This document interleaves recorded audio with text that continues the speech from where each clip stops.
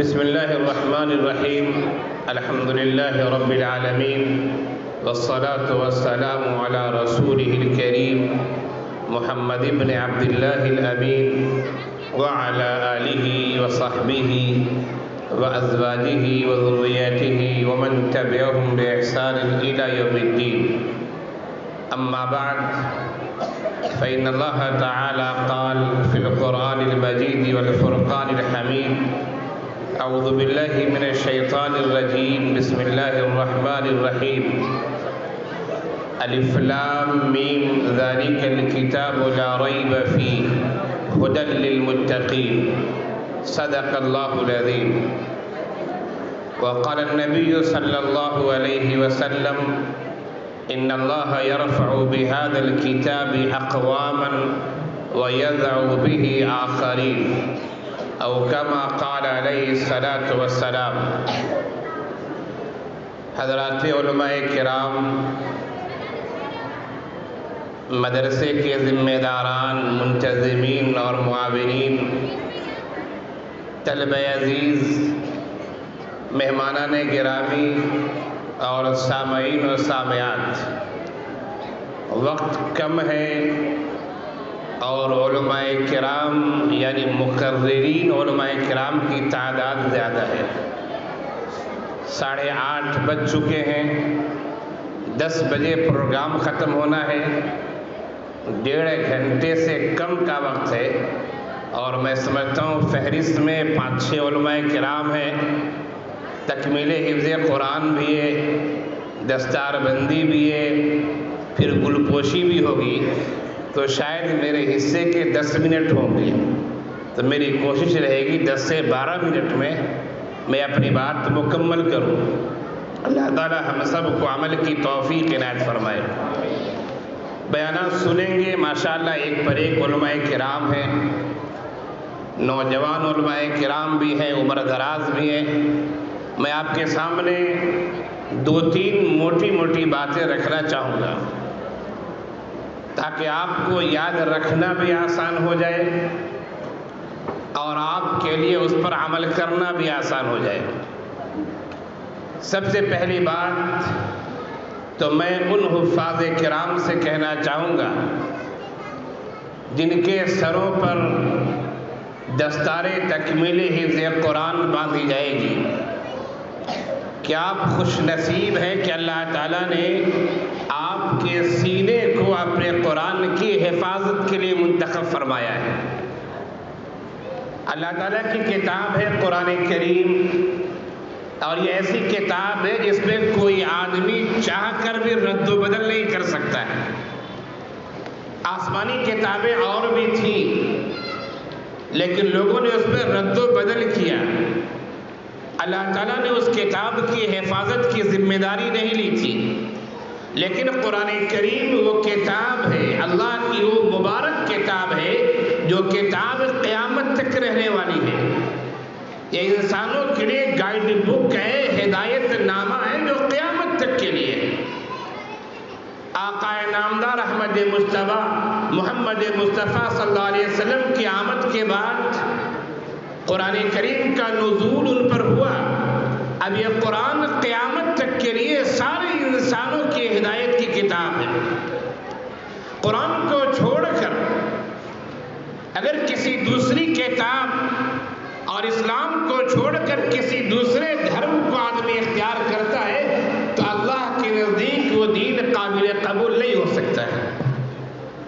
اللہ تعالیٰ کے ارشاد گرامی ہے: وَمَن يَبْتَغِي غَيْرَ الْإِسْلَامِ دِينًا فَلَن يُقْبَلَ مِنْهُ وَهُوَ فِي الْآخِرَةِ مِنَ الْخَاسِرِينَ.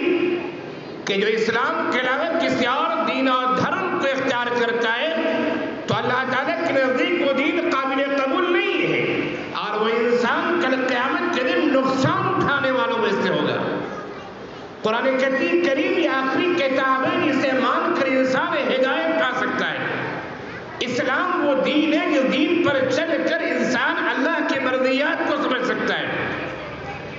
اس قرآن کو سنبھالنے کے لیے، اس قرآن کو محفوظ کرنے کے لیے اللہ تعالیٰ نے ننھے منھے بچوں کے سینے کا انتخاب کیا ہے. اللہ تعالیٰ کا ارشاد گرامی ہے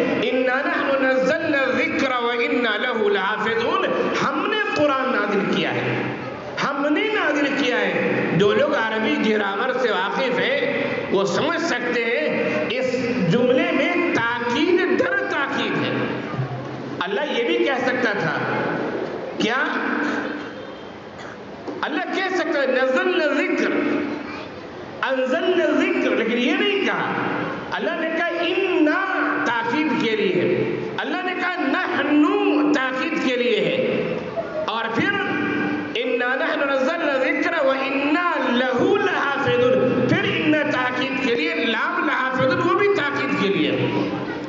تاکید در تاکید یہ بات کہی گئی کہ ہم نے یہ قرآن کو نازل کیا ہے، اور یاد رکھنا قرآن کی حفاظت کرنے والے ہم ہی ہیں. تم لاکھ قرآن میں تبدیلی کرنا چاہو، لاکھ قرآن کی آیتوں کو بدلنا چاہو، اس کے معنی اور مفاہیم کو تبدیل کرنا چاہو، لیکن ہم نے حفاظت کی ذمہ داری لی ہے، ہم قرآن کو محفوظ رکھیں گے. لہذا میں یہ کہنا چاہوں گا کہ ننھے منھے بچے جنہوں نے قرآن کریم کو اپنے سینے میں محفوظ رکھا ہے، یہ قابل مبارکباد ہے. ان کی تکریم، ان کی توقیر ہونی چاہیے.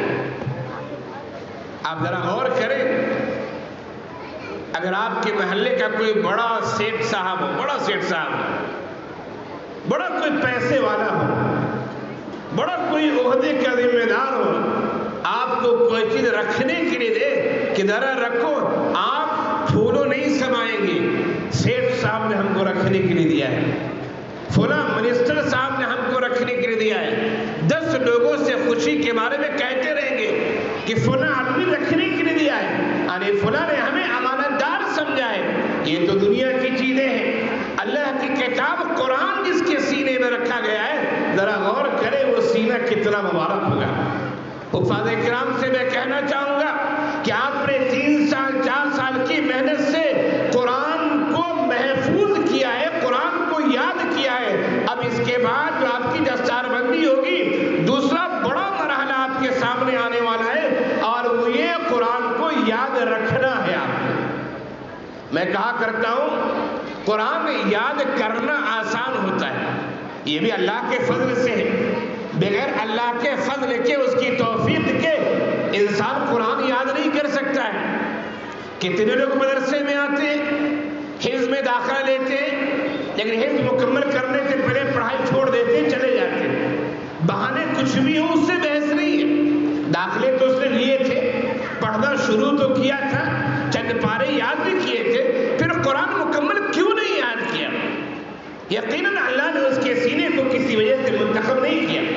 تو آپ قابل مبارکباد ہے کہ آپ نے محنت کر کے اللہ کے فضل سے، اس کی توفیق سے اپنے سینے میں قرآن کو 3 سال 4 سال کی محنت سے محفوظ کیا ہے. آپ نے قرآن یاد کیا ہے، قرآن یاد کیا ہے. اب اگلا مرحلہ جو آنے والا ہے وہ یہ کہ آپ کو قرآن یاد رکھنا ہے. یاد کرنا آسان ہوتا ہے، یاد کرنا آسان ہوتا ہے اللہ کی توفیق سے، لیکن آسان ہے. یاد رکھنا بہت مشکل ہوتا ہے. یاد رکھنے کا مطلب ہے کہ آپ کو مرتے دم تک یاد رکھنا ہے. اگر آپ بھول گئے تو گنہگار ہوں گے، آپ مجرم ہوں گے اللہ کے نزدیک کہ اللہ نے اتنی بڑی نعمت آپ کو دی تھی، اتنا بڑا انعام آپ کو دیا تھا، اتنی بڑی دولت آپ کو دی تھی، اتنی بڑی کتاب کا محافظ اللہ نے آپ کے سینے کو بنایا تھا، لیکن آپ نے کوتاہی کی. اپنی کوتاہی کی وجہ سے اب قرآن بھول گئے، آپ مجرم ہوں گے اللہ کے نزدیک. تو قرآن یاد تو آپ نے کیا ہے، قرآن یاد رکھنے کی کوشش کرنا ہے کہ انشاءاللہ مرتے دم تک قرآن یاد رکھنا ہے انشاءاللہ. اس کے لیے آسان طریقہ پڑھنے کا معمول بنائے. یاد رکھیے قرآن بہت باغیرت کتاب ہے، قرآن انتہائی باغیرت کتاب ہے. اگر آپ قرآن کو 1 دن چھوڑیں گے، قرآن آپ کو 1 ہفتے کے لیے چھوڑ دے گا. اور اگر قرآن کو آپ نے 1 ہفتہ نہیں پڑھا، قرآن آپ کو 1 مہینے کے لیے چھوڑ دے گا. اور اگر قرآن کو آپ نے 1 مہینہ نہیں پڑھا ہے، قرآن آپ کو 1 سال کے لیے چھوڑ دے گا. اور اگر آپ نے قرآن 1 سال نہیں پڑھا ہے، قرآن پوری زندگی کے لیے آپ سے رخصت ہو جائے گا. قرآن باغیرت کتاب ہے.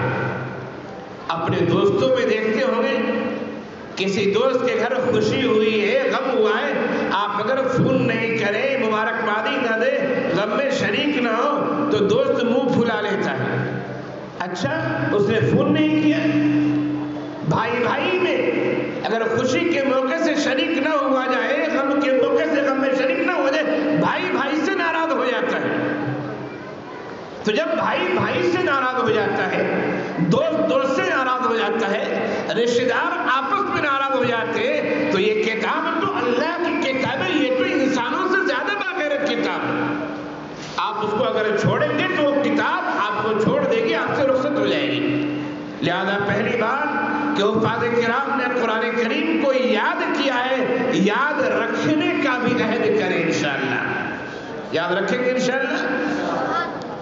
آپ کے سینے بہت مبارک سینے ہیں کہ اللہ تعالیٰ نے اس کتاب کو آپ کے سینے میں محفوظ رکھا ہے۔ دوسری بات میں یہ کہنا چاہوں گا کہ یاد رکھیے جو کتاب اللہ کی کتاب قرآن کریم ہے، یہ کتاب صرف پڑھنے کے لیے نہیں ہے، یہ کتاب صرف طاقوں میں سجانے کی نہیں ہے، یہ کتاب جزدان میں لپیٹ کر رکھ دینے کی نہیں ہے، یہ کتاب گر جائے تو اسے اٹھا کر چوم لینے کی نہیں ہے، یہ کتاب اس لیے کہ اسے سیکھا جائے اور کتاب پر عمل کیا جائے۔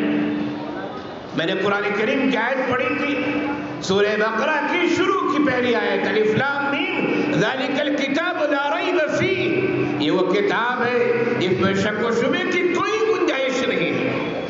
ھدی للمتقین، یہ وہ کتاب ہے جو متقیوں کے لیے ہدایت دکھاتی ہے، ہدایت بتاتی ہے۔ متقی سے مراد وہ آدمی جو تقوی اختیار کرنا چاہے، وہ آدمی جو پرہیزگاری اختیار کرنا چاہے، وہ آدمی جو نیک بننا چاہے، وہ آدمی جو اللہ والا بننا چاہے، وہ آدمی جو اللہ کے احکامات کو جاننے کی کوشش کرے، وہ آدمی جو اللہ کی مرضیات کو سمجھنا چاہے، وہ آدمی جو اللہ کے منشا کو چاہے، وہ آدمی جو اسلام کے طریقے کو سمجھنا چاہے، یہ کتاب ایسے لوگوں کو ہدایت کا راستہ دکھاتی ہے۔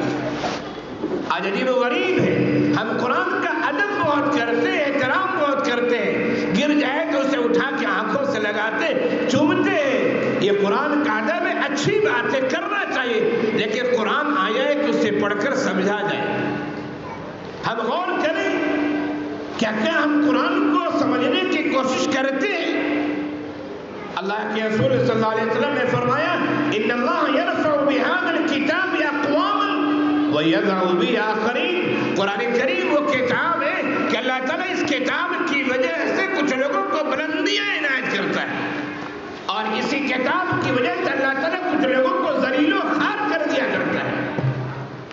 آج ہماری ذلت کے مختلف اسباب ہیں، جگہ جگہ ہم پریشان ہیں، مختلف اسباب ہیں۔ ان اسباب میں ایک بنیادی سبب یہ بھی ہے کہ ہم قرآن کی تعلیمات پر عمل نہیں کرتے، ہم قرآن کو سیکھنا بھی نہیں چاہتے۔ تعجب کی بات ہے، حالانکہ آج کل اتنی آسانیاں ہو چکی ہیں، on line of line classes ہیں، جو قرآن کے ماہرین ہیں، آپ قرآن سیکھیں، ان سے سیکھنے کی کوشش کریں۔ قرآن رب کی کتاب ہے، خالق کون و مکان کی کتاب ہے، جو سارے انسانوں کے نام ہے۔ سارے انسانوں کو چاہیے کہ قرآن پڑھیں، قرآن سیکھیں، قرآن سمجھیں، قرآن پر عمل کرنے کی کوشش کریں۔ ہر آدمی کے پاس آج کل موبائل ہوتا ہے، آپ کے موبائل میں کوئی میسج آ جائے، ان نون نمبر سے آ جائے یا آپ کے کوئی جانکار نمبر سے آ جائے، میسج اگر سمجھ میں نہیں آتا پریشان ہو جاتا ہے۔ خاص طور سے اگر بینک کا میسج آ گیا پریشان ہو جاتا ہے، آدمی کہ میسج میں کیا ہے۔ آپ انگریزی نہیں جانتے، آپ انگریزی جاننے والے کو میسج دکھاتے ہیں کہ بھائی بتاؤ اس میسج میں کیا ہے۔ میسج تیلگو میں آیا ہے، کنڑ میں آیا ہے، کسی اور زبان میں آیا ہے، آپ نہیں جانتے، آپ موبائل کو دکھاتے کہ ذرا دیکھو میسج میں کیا کہا گیا ہے۔ ہم اپنے موبائل کے 4 لائن کے میسج کو سمجھنے کے لیے اتنے بے چین ہو جاتے ہیں، اور رب جس نے قرآن کریم کو 23 سال میں ہمارے آقا نامدار احمد مصطفیٰ محمد مصطفیٰ صلی اللہ علیہ وسلم پر نازل کیا ہے، جو کتاب سارے انسانوں کی ہدایت کے لیے، ذرا یہ بتائیں کہ رب کی مرضیات کو جاننے کے لیے، رب کی کتاب کو سمجھنے کے لیے ہم کتنا بے چین ہوتے ہیں، اپنے اندر کتنی تڑپ پیدا کرتے ہیں۔ یہ سمجھنے کی بات ہے، ہمیں سمجھنا چاہیے۔ لوگ سمجھتے ہیں کہ بابا کا انتقال ہو جائے گا، مدرسے کے بچے سے قرآن خوانی کروا دیں گے، ثواب پہنچ جائے گا۔ کل بھی ایک پروگرام میں تھا، میں نے وہاں بھی یہ بات کہی ہے کہ یاد رکھو مدرسے کے بچے جو قرآن پڑھتے ہیں نا، آپ کے بابا کی ایصال ثواب کے لیے میں تو کہتا ہوں کہ 99% ایسا لگتا ہے کہ وہ ثواب واب نہیں پہنچے گا. بچے ایک صفحہ پڑھتے ہیں 3 صفحہ پلٹتے ہیں. کیونکہ ہماری زندگی مدرسے میں گزری ہے نا. 7 سال کی عمر سے مدرسے ہی میں ہوں, چاہے چھوٹا مدرسہ چاہے بڑا مدرسہ. بچے پڑھتے ایک صفحہ 3 صفحہ پلٹتے ہیں. اور اگر بچوں کو یہ خبر ہو گئی, بھنک لگ گئی کہ پڑھنے کے بعد کھانا ہونا اچھا نہیں ہے, تب تو اور نہیں پڑھیں گے ٹھیک سے. اور اگر پڑھ بھی لیا اور ہاتھ اٹھا کر بد دعا ہی دے گا, دعا تو نہیں کرے گا. یہ بتانے کا مقصد یہ کہ آپ اپنے والدین کو ثواب پہنچانے کے لیے خود قرآن پڑھیے, دوسرے کے قرآن کے محتاج مت رہیے. آپ یہ کیوں سوچتے کہ بابا مریں گے تو ہم قرآن خوانی مدرسے کے بچوں سے کروائیں گے؟ وہ بچے قرآن پڑھیں گے, 99% کہنا ثواب واب نہیں ملے گا. اس میں فقہی مسئلہ بھی ہے, فقہی مسئلے کو میں چھیڑنا نہیں چاہتا ہوں. والد آپ کے تھے, انتقال ان کا ہوا ہے, آپ خود قرآن پڑھیے. ایک پارہ نہیں پڑھ سکتے, ایک صفحہ پڑھیے, رو رو کے دعا کیجیے. مدرسے کے بچے 10 ختم کریں گے, اس سے زیادہ ثواب ایک صفحہ میں پہنچ جائے گا. والد آپ کے تھے, درد آپ کو ہوگا. زید کے والد کا انتقال ہوا, زید کے والد کا انتقال ہوا. زید کے والد لکھپتی تھے, تو لکھپتی تھے نا, زید کو مال ملے گا, یہ مدرسے کے بچوں کو مال ملے گا. زید کے بابا تھے نا, مال زید کو ملے گا. بچے بھی جانتے کہ لکھپتی مرا ہے, اس کا مال تو اس کے بیٹے کو ملے گا, ہم کو کیا ملنے والا ہے؟ ہم کیوں دعا کریں, وہ جنت میں جہنم میں, ہم کو کیا لینا دینا. یہ واقعہ, یہ بات آپ کو اس وجہ سے سنا رہا ہوں کہ آپ خود قرآن سیکھیں, قرآن سمجھیں, اور آپ کے گھر کے افراد کا انتقال ہو, آپ خود قرآن پڑھیں, خود بخشیں. انشاءاللہ 100% امید ہے کہ آپ جس درد سے پڑھیں گے, جس آنسو سے پڑھیں گے, جس محبت سے پڑھیں گے اور رو رو کر یہ سارے ثواب کریں گے, 100% امید ہے کہ انشاءاللہ اللہ کی بارگاہ میں آپ کی دعائیں ضرور قبول ہوں گی. یہ قرآن سمجھنے کے لیے آیا ہے, یہ قرآن مطلب جاننے کے لیے آیا ہے, یہ قرآن انسانوں کے لیے گائیڈ لائن ہے. تم پڑھو, جانو میرا رب کیا چاہتا ہے. حکومت کا کوئی قانون آتا ہے, ہم قانون کو معلوم کرنے کی کوشش کرتے ہیں کہ ہم قانون معلوم کریں تاکہ ہم حکومت کی گرفت میں نہ آئے. لیکن اللہ کی کتاب کو ہم نے کتنی کوشش کی ہے جاننے کی. آج کے اس پروگرام سے آپ یاد لے کے جائیں, ہمیں سیکھنا ہے. تھوڑا تھوڑا ہی سیکھیں گے, 2 لائن سیکھیں گے, مسجد کے امام صاحب سے سیکھیں گے, عالم صاحب سے سیکھیں گے, مدرسے کے مولانا سے سیکھیں گے, آف لائن سے سیکھیں گے, آن لائن سے سیکھیں گے. لیکن سیکھیں گے کس سے سیکھیں گے وہ بھی سن لیجیے. سیکھیں گے اسی سے جو قرآن پڑھا ہے اور وہ جانتا ہے. آج کل لوگ ڈاکٹروں سے بھی قرآن سیکھنا شروع کر دیتے ہیں, انجینئر سے قرآن سیکھنا شروع کر دیتے ہیں, وکیلوں سے قرآن سیکھنا شروع کر دیتے ہیں.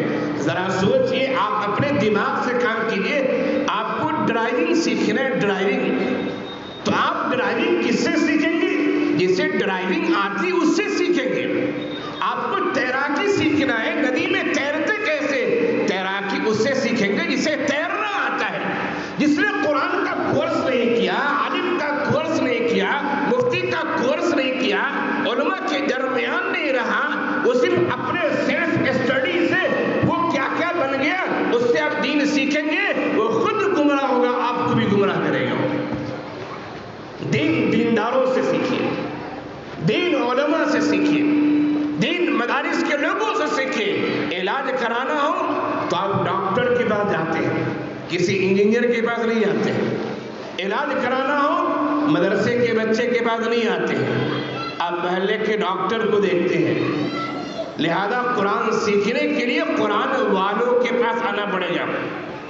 حضرت حسن بصری رحمۃ اللہ علیہ کا مشہور قول ہے, ان هذا الحدیث دین. یاد رکھنا, جو حدیث تم پڑھتے ہو وہ دین ہے. فانظروا عمن تاخذون دینکم, ذرا دیکھ لینا تم دین کس سے سیکھ رہے ہو, تم حدیث کس سے پڑھ رہے ہو, قرآن کس سے پڑھو, ذرا غور کر لینا. تو میرے دوستو, 2 باتیں میں نے آپ سے کہی. یہ دوہرا اس وجہ سے رہا ہوں تاکہ آپ کو یاد رہے. پہلی بات طلب عزیز سے آپ کے سینے بہت مبارک ہے کہ قرآن کی حفاظت کے لیے اللہ نے آپ کے سینے کو منتخب کیا ہے. آپ نے قرآن یاد کیا ہے، اب قرآن یاد رکھنا ہے زندگی بھر انشاءاللہ.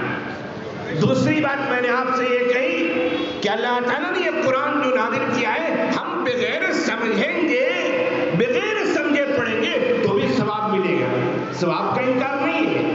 اللہ کے رسول صلی اللہ علیہ وسلم نے فرمایا کہ الف لام میم، الف لام میم جو ہے وہ 3 حرف ہے. الف لام میم 3 حرف ہے اور ہر حرف پر 10 نیکی ہے. الف لام میم پڑھو گے 30 نیکی کما لو گے. تو یاد رکھیے قرآن بغیر سمجھے پڑھیں گے پھر بھی ثواب ملے گا، لیکن قرآن نازل ہوا ہے سمجھنے کے لیے، ثواب تو ملے گا آپ کو، لیکن قرآن نازل کیوں ہوا ہے؟ قرآن نازل ہوا ہے سمجھنے کے لیے. لہذا آپ عہد کریں کہ ہم قرآن کو قرآن والوں سے، علماء سے، مفتیان کرام سے، اہل مدارس سے سیکھیں گے اور سمجھنے کی کوشش کریں گے کہ آخر اللہ ہم سے قرآن میں کیا چاہ رہا ہے تاکہ ہم اللہ کی مرضیات پر چل سکیں. آخری بات کہہ کے اپنی بات مکمل کرتا ہوں، وہ یہ کہ یاد رکھیے اچھی طرح، مدرسہ چھوٹا ہو یا بڑا، مدرسہ چلانے کی ذمہ داری کس کو ہوتی ہے؟ ایک آدمی نے مدرسہ قائم کیا، ایک حافظ صاحب نے مکتب بنا دیا، چلا رہے ہو، لیکن مدرسہ تو پیسے چاہیے نا. ایک آدمی 24 گھنٹے اس میں ڈیوٹی کر رہا ہے، اس کے بھی تو بال بچے ہیں. ایک آدمی 8 گھنٹے پڑھا رہا ہے، اس کے بھی تو بال بچے ہیں. اس کا گھر کیسے چلے گا؟ یقیناً اسے وظیفہ دینا پڑے گا، تنخواہ دینی پڑے گی. تو آخر مدرسے کا خرچ کون دے گا؟ اس سلسلے میں یہ کہنا چاہوں گا کہ دیکھیے ان مدارس کا تعلق اگر بہت پیچھے جائے تو مکہ مکرمہ میں دار ارقم سے ان مدارس کا تعلق ہے. تھوڑا اور بیک ہو جائے تو ان مدارس کا تعلق صفہ نبوی سے. صفہ کہتے ہیں چبوترے کو، جو لوگ حج یا عمرے میں جا چکے ہیں، مسجد نبوی کی زیارت کر چکے ہیں، آج بھی روضہ نبوی سے اور ریاض الجنہ سے ملا ہوا وہ چبوترا جو مسجد کی عام سطح سے تقریباً 1.5 بارش اونچی وہ جگہ ہے، آج بھی وہ چبوترا موجود ہے. وہ چبوترا وہ ہے جہاں تقریباً 300-350 طلبہ رہتے تھے، مختلف علاقوں کے، مکے کے صرف نہیں، مدینے کے صرف نہیں، مختلف علاقوں کے 300-350 وہاں طلبہ رہتے تھے. اللہ کے رسول صلی اللہ علیہ وسلم انہیں تعلیم دیتے تھے. ان چبوترے والے کو نبی نے کہا ہم اضیاف الاسلام، لوگوں یاد رکھنا یہ اسلام کے مسلمان، یہ اسلام کے مہمان ہیں، یہ مسلمانوں کے مہمان ہیں. ان کا خرچہ کون دیتا تھا؟ ان میں سے چند صحابہ کرام تھے، جنگل جا کر لکڑیاں کاٹتے تھے، ورنہ اکثر پڑھنے والوں کا خرچہ مدینے کے لوگ اٹھایا کرتے تھے. مدینے کے لوگ اپنے گھروں سے کھجورے لاتے تھے، غلے لاتے تھے، اور صفہ نبوی میں رہنے والے پڑھنے والے بچوں کو وہ چیز کھانے پینے کے لیے دیا کرتے تھے. لہذا میں یہ کہوں گا کہ جن علاقوں میں مدرسے ہوں، ہاسٹل رہے، بچے رہتے ہیں، ان علاقوں کے مسلمانوں کی ذمہ داری ہے کہ وہ ان بچوں کی ضروریات کی تکمیل کریں. نہ ہو سکے تو باہر چندے کیے جائیں گے، لیکن پہلی کوشش ہونی چاہیے کہ اس مدرسے کی ضروریات علاقے سے پورے. آپ جائیں مدرسے معلوم کریں. آج کل لوگوں میں بھی عجیب و غریب بات ہو گئی. بابا کا انتقال ہوتا ہے، لوگ قرآن کریم کا سیٹ خرید کے مسجد میں رکھ دیتے ہیں، حالانکہ مسجد میں پہلے سے 10 قرآن رکھے ہوئے کوئی پڑھتا نہیں ہے. لوگ جانماز خرید کے مدرسے میں دے دیتے، مسجد میں دے دیتے، پہلے سے مسجد میں جانماز رکھی ہوئی ہے، پہلے سے مدرسے میں جانماز ہے. جب جانماز آپ کا کوئی استعمال نہیں کرے گا ثواب نہیں ملے گا. تو آپ پہلے والے، آپ کے محلے میں جو بھی مدرسہ، آپ جائیں معلوم کریں، ناظم صاحب سے پوچھیں، ناظم صاحب ہمارے والد کا انتقال ہوا، والدہ کا انتقال ہوا، فلاں کا انتقال ہوا. کسی کا انتقال نہ بھی ہوا تو کہیں کہ ناظم صاحب میں مدرسے میں کچھ دینا چاہتا ہوں، ذرا بتائیں مدرسے میں کس چیز کی ضرورت ہے. جو ضرورت ہے آپ اس کی تکمیل کریں. مسجد میں جائیں، امام صاحب سے پوچھیں، امام صاحب مسجد میں کس چیز کی ضرورت ہے، جس چیز کی ضرورت آپ وہ چیز دیں، وہ چیزیں استعمال ہوں گی، انشاءاللہ آپ کو ثواب ملے گا. تو آخری بات یہ ہماری تھی کہ مدارس کے طلبہ، مدارس کے اسلام کے مہمان ہیں، یہ مسلمانوں کے مہمان ہیں۔ علاقے کے مسلمانوں کی پہلی ذمہ داری ہے کہ وہ اپنے مہمان کی ضرورت کی تکمیل کریں۔ آپ سے تکمیل نہیں ہو پا رہی ہے تو باہر کے چندے سے تکمیل کی جائے گی۔ یہ 3 باتیں میں نے آپ سے کہی، اللہ تعالی ہم سب کو عمل کرنے کی توفیق عنایت فرمائے، اور یہ بات جہاں تک پہنچ سکتی ہو اللہ تعالی ان سب کو عمل کی توفیق دے۔ وآخر دعوانا ان الحمد للہ رب العالمین۔